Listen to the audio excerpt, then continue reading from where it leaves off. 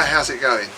So we've just finished a session here at the house, and with the regulars I like to start each session by saying, does anyone have any questions? Because this usually gives us a good topic to get into for the rest of the lesson. And the main question that came up today was, if you're in a situation, how do you know when to react, when to switch on, when to take some kind of action against the other person?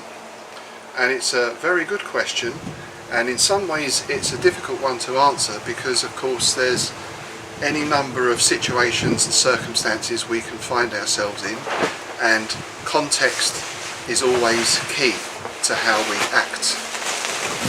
On another level, it's quite an easy question to answer, because in every situation we're involved in throughout our lives, there is one constant, and that is us. So again, the answer to this doesn't lie in knowing some amazing techniques or some kind of tricks. It really lies in understanding the principles of how we operate and how we function as human beings. So for me, this question comes down to three factors, and the first of those is feel. We should feel when it's the right time to move. The second factor, which builds into that, is experience. The more experience we have of certain types of situations, then the more ready we are, hopefully, to be able to cope with them and manage them. And the third thing is understanding. As with most Systema work, these principles are universal, so I could also apply them to music. As a musician, how do you know when to start playing? How do you know when to come in with a solo, when to lay back, when to push forward, and so on. So it comes down to the same things. A musician should have a feel for the music. It feels right to fit in at that time. Now, sometimes it will be very obvious. A drummer at the start of a track will go 1, 2, 3, boom, and then everyone's in. Other times, if you're playing in a more fluid style, then you have to kind of feel where you fit in. That also comes down to experience, of course. At first, when we start anything, we're a little bit unsteady, we're a little bit unsure of ourselves. As we gain experience, we gain confidence. As we gain confidence, so our expression improves. And then of course there's understanding, so we have some knowledge of music theory perhaps, or we understand the dynamics in a song. It goes up and then it comes down and then it builds again, and so on. So if we're involved in some kind of confrontation, these are the principles that we can look to. So there's two extremes that we need to be aware of and avoid in this type of situation. The first is the freeze. Fear and tension overtake the body, and we're literally frozen to the spot. We're locked in by our own musculature. You might say there, we're almost too aware of what is going on, and we're allowing that awareness to overwhelm us. The other extreme is being totally unaware of what's going on. So if we've got our head stuck in our mobile phone, for example, we might not even be aware that this situation is developing until suddenly it's upon us. So we need to sit somewhere in the middle of those. We need to be aware of what's going on. But by the same token, we don't want that awareness to become like a hyper-awareness and to spike our nervous system. Now, some people recommend the colour code system. I think it's red, amber, green, like traffic lights. I could be wrong, but let's work with that model for now. So it's kind of okay. It's okay as a start, but it's a bit too much for me of a conscious thing. So it's a little bit like at first maybe I'm walking around going green, green, green, green, amber, all red, red, red, red. You know, you can't live your life like that. But it may help in the initial stages, at least, to get you thinking along those lines. Instead, with the Systema approach, we're looking much more to work from our natural subconscious awareness. And we go back to this idea of Systema isn't teaching us things to lay on top of our nervous system. It's bringing the things that our nervous system can actually do out into the open. These are skills that humans have had for thousands and thousands of years, as hunters, living in forests, hunter-gathering, doing all those activities that people needed to do to survive.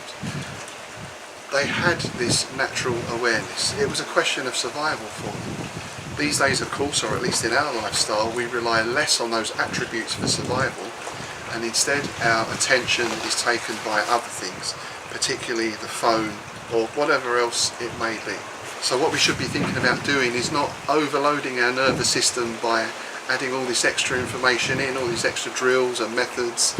Instead, we're looking to unlock the nervous system and then allow our natural awareness to come out and develop. So how do we train to reawake this sense, this primal awareness that we have?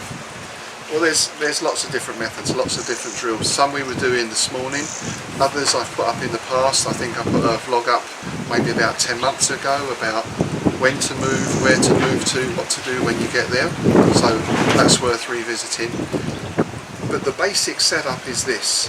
You have a person stand and another person approaches. And this person needs to listen to their body, and at some point you will feel that person's approach. Especially if the person puts some aggression or some bad intent into their movement. You should notice a movement somewhere in the body. So that's the first thing you have to listen to. When you feel that movement, then you should allow it to move the body in some way.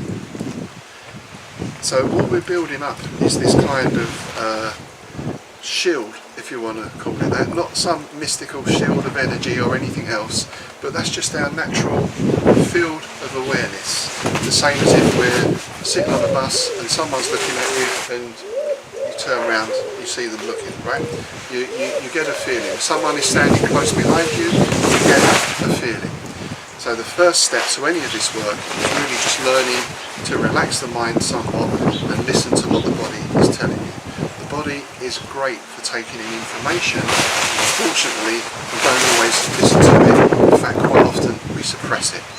So by all means experiment with your colour code or any of the other methods around, but really what you're aiming for is just this very natural reaction.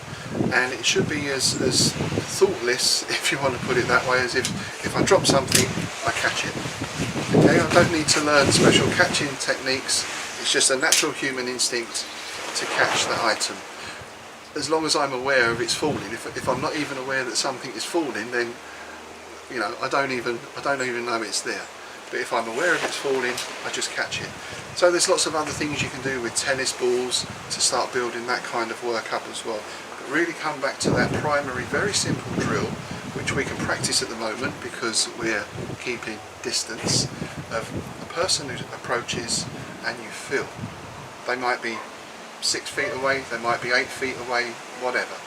And then of course you can repeat the same with the eyes closed or with the blindfold.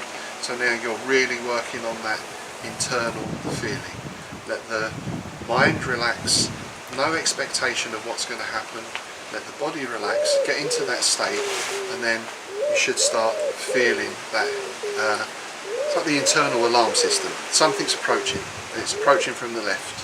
So there's lots of other things we can talk about, of course, but that is our most basic primary switch for knowing when we may have to take some action. A threat approaches and my body feels it, and then I can start thinking about position. What am I going to do?